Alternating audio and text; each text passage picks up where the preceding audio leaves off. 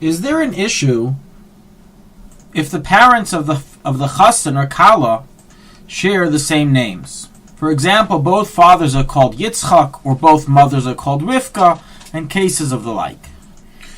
So in Shidduchim, in marriages, there are various warnings that are stated in the Testament of Rabbi Yehuda Chassid, a late 12th century Rishon from Germany, in which he gives various warnings against marrying into a family when certain names are shared, due to it being either bad luck for the marriage or danger or cases of the like.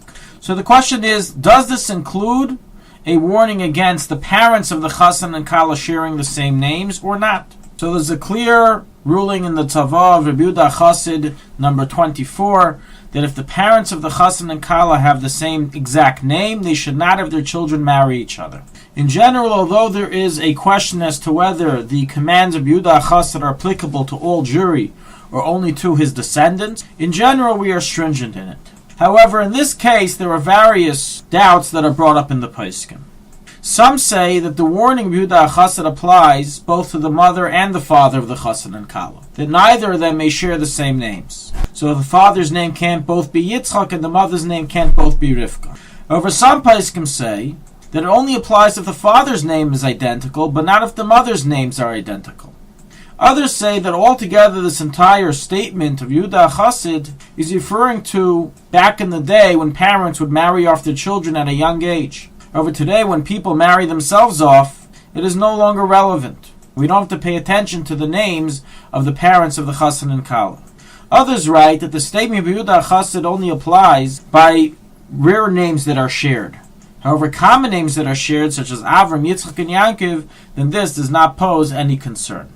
Practically, we tend to be stringent on this matter, as is the simple ruling of Yehuda Chassid.